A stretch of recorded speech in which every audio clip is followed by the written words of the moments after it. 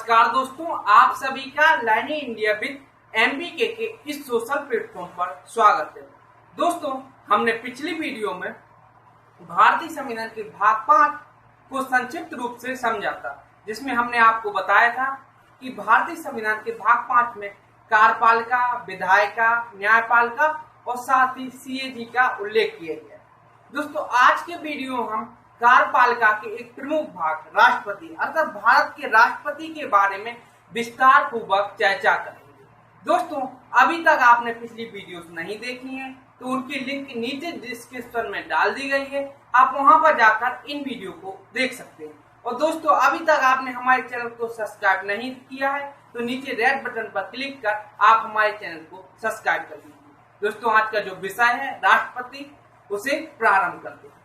भारत के संविधान पर ब्रिटेन के संविधान का व्यापक प्रभाव पड़ा और ब्रिटेन के संविधान का अनुगमन करते हुए भारत में भी संसदीय शासन प्रणाली को अपनाया गया है, जो कि उत्तरदायित्व पद्धति पर आधारित है और भारत में राष्ट्र का प्रमुख राष्ट्रपति को माना गया है और वास्तविक शक्तियां प्रधानमंत्री और उसकी मंत्रिपरिषद को दी गई है। दोस्तों, और जो कार्यपालिका है अर्थात जो भारत की कार्यपालिका उसका सर्वप्रमुख राष्ट्रपति है अर्थात हेड ऑफ द स्टेट राष्ट्रपति है। दोस्तों, राष्ट्रपति के बारे में समझने से पूर्व हम इन्हें विभिन्न चरणों में बांट सकते हैं, जैसे कि पहले नंबर पर हम राष्ट्रपति की योग्यताओं को देखेंगे अर्थात कोई व्यक्ति राष्ट्रपति बनना चाहता है तो उसके पास क्या क्या योग्यताएं होनी चाहिए।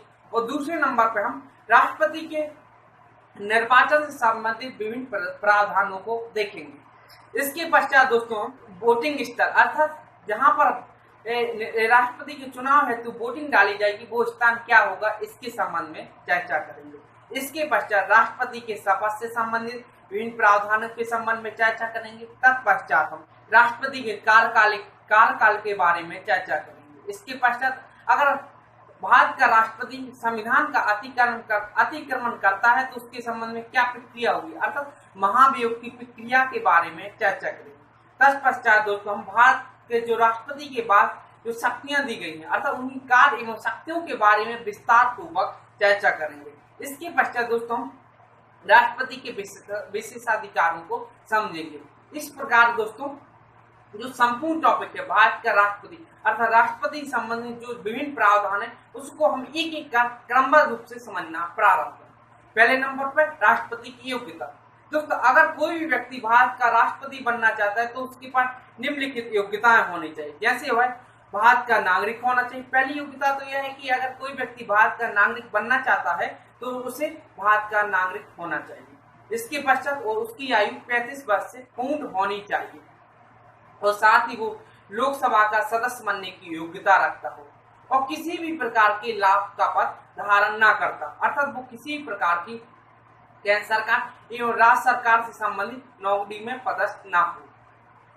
इसके अलावा भी राष्ट्रपति की योग्यताओं संबंधित कुछ प्रावधान है, जैसे कि अगर कोई व्यक्ति राष्ट्रपति का नामांकन भरता है तो उसे नामांकन के पूर्व 50 प्रस्तावक व नामांकन के दौरान 50 अनुमोदन होने चाहिए। ये जो 50 प्रस्तावक हैं और 50 अनुमोदक हैं इन्हें निर्वाचन मंडल के सदस्यों से लिया जाना। दोस्तों, जो निर्वाचन मंडल है इसे हम आगे समझेंगे।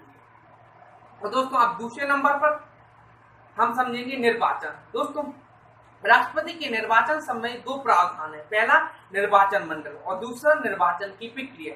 दोस्तों, यहाँ निर्वाचन मंडल से तात्पर्य कौन कौन से व्यक्ति और कौन कौन से लोग राष्ट्रपति के चुनाव में भाग लेंगे। दोस्तों, राष्ट्रपति के निर्वाचन मंडल में हम देखें तो इसमें राष्ट्रपति के चुनाव हेतु संसद के दोनों सदस्यों के निर्वाचित सदस्य अर्थात लोकसभा और राज्यसभा के जो निर्वाचित सदस्य, जैसे कि लोकसभा में 543 सदस्य और राज्यसभा में 233 सदस्य राष्ट्रपति के चुनाव में भाग लेंगे। वहीं पर तीसरे नंबर पर भारत के समस्त राज्यों की विधानसभाओं के निर्वाचित सदस्य। इसके अलावा केंद्र शासित प्रदेश जिनमें प्रमुख रूप से दिल्ली और पुडुचेरी की विधानसभा के निर्वाचित सदस्य भी राष्ट्रपति के चुनाव में भाग लेंगे।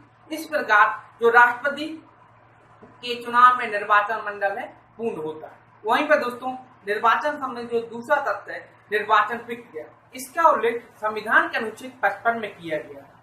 भारत के राष्ट्रपति का निर्वाचन अप्रत्यक्ष रूप से अनुपातिक प्रतिनिधित्व के अनुसार एकल संक्रमणीय मत प्रणाली के अनुसार किया जाएगा। यहाँ पर दोस्तों 3 शब्द महत्वपूर्ण है, अप्रत्यक्ष, अनुपातिक प्रतिनिधित्व और तीसरा एकल संक्रमणीय। दोस्तों यहाँ पर अप्रत्यक्ष से तात्पर्य राष्ट्रपति का चुनाव अप्रत्यक्ष रूप से किया जाएगा, अर्थात राष्ट्रपति के चुनाव में प्रत्यक्ष रूप से जनता भाग नहीं लेगी, अपितु जनता द्वारा चुने गए प्रतिनिधि अर्थात विधायक व सांसद ही राष्ट्रपति के चुनाव में भाग लेंगे। वहीं पर अनुपातिक प्रतिनिधित्व से तात्पर्य राष्ट्रपति के चुनाव में उसी व्यक्ति को निर्वाचित किया जाएगा जो अनुपातिक तौर पर अर्थात सर्वाधिक तौर पर लोगों की पसंद हो। इसके लिए एक कोटा निर्धारित किया जाता है, जिसे आप स्लाइड में देख भी सकते हैं।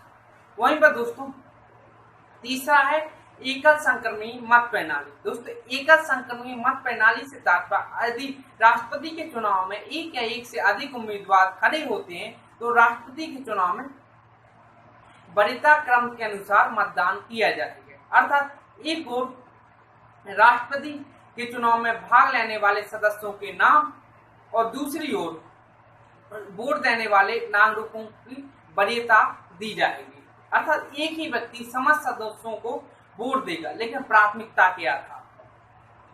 वहीं पर दोस्तों अब हम समझते हैं तीसरे नंबर पर वोटिंग स्थल। राष्ट्रपति के चुनाव में राज्य विधानमंडल के सदस्य अपनी अपनी राज्य की राजधानी में मतदान करेंगे, वहीं पर संसद सदस्य दिल्ली में मतदान करेंगे। यदि संसद सदस्य अपने राज्य की राजधानी में मतदान करना चाहते हैं तो उन्हें इसकी सूचना 10 दिन पूर्व निर्वाचन आयोग को देनी होगी। दोस्तों इसके पश्चात शपथ। दोस्तों राष्ट्रपति को शपथ सुप्रीम कोर्ट का मुख्य न्यायाधीश व उसकी अनुपस्थिति में सुप्रीम कोर्ट के वरिष्ठ न्यायाधीश व अन्य न्यायाधीश राष्ट्रपति को उसकी पद की शपथ दिलाएंगे, जिसमें राष्ट्रपति संविधान के संरक्षण की शपथ लेगा। इसके पश्चात दोस्तों राष्ट्रपति के चुनाव से संबंधित यदि कोई विवाद उत्पन्न होता है तो उसका निर्धारण सुप्रीम कोर्ट करेगा, अर्थात उच्चतम न्यायालय करेगा। दोस्तों इसके पश्चात कार्यकाल। दोस्तों राष्ट्रपति का कार्यकाल सामान्यतः 5 वर्ष का होता और वह अपने पद ग्रहण की तिथि से 5 वर्ष तक अपने पद पर बना रहता। इसके पश्चात भी यदि नया उम्मीदवार अपना पद ग्रहण नहीं कर लिया तब तक राष्ट्रपति अपना पद धारण करेगा। और दोस्तों राष्ट्रपति इसके अलावा राष्ट्रपति का पद निम्नलिखित कारणों से पद रिक्त होता है। यदि राष्ट्रपति की मृत्यु हो जाए, या वह राष्ट्रपति उपराष्ट्रपति को अपना त्याग पत्र सौंप दे, या राष्ट्रपति संविधान का अतिक्रमण करे तो उस पर महाभियोग की प्रक्रिया लग जाए। दोस्तों अब हम समझेंगे महाभियोग की प्रक्रिया। दोस्तों यदि भारत का राष्ट्रपति संविधान का अतिक्रमण करता है तो उस पर महाभियोग की प्रक्रिया चलाई जा सकती है। यह प्रक्रिया संसद के दोनों सदनों में से किसी में भी प्रारंभ की जा सकती है, चाहे वह लोकसभा हो और राज्यसभा, और यह प्रक्रिया संसद के दोनों सदनों द्वारा 2/3 बहुमत से पारित होने के पश्चात यह प्रक्रिया पूर्ण हो जाती और राष्ट्रपति को अपने पद से त्यागपत्र देना होता है। दोस्तों अब हम जो अभी तक हमने समझा उसे हम एक क्यूब डिवीजन के आधार पर समझ सकते हैं। जैसे दोस्तों अनुच्छेद 52 के तहत भारत का एक राष्ट्रपति होगा। वहीं पर अनुच्छेद 54 में दोस्तों हमने निर्वाचन मंडल को देखा था। अनुच्छेद 55 में हमने निर्वाचन की प्रक्रिया को देखा था। वहीं पर दोस्तों अनुच्छेद 58 में हमने योग्यता को देखा था। वहीं पर दोस्तों अनुच्छेद 60 में हमने राष्ट्रपति की शपथ से संबंधित प्रावधानों को देखा था। वहीं पर दोस्तों अनुच्छेद 61 में हमने महाभियोग की प्रक्रिया को देखा था। तो आज की वीडियो को यहीं समाप्त करते हैं, क्योंकि वीडियो काफी लंबी हो रही, इसलिए अगली वीडियो में हम राष्ट्रपति संबंधी जो विभिन्न प्रावधान रह गए, जैसे राष्ट्रपति कार्य एवं शक्तियां और भारत में अभी तक हुए समस्त राष्ट्रपति, इसके अलावा अन्य महत्वपूर्ण तथ्य, इनको हम अगली एक और वीडियो में समझेंगे। तब तक के लिए नमस्कार, बहुत बहुत धन्यवाद।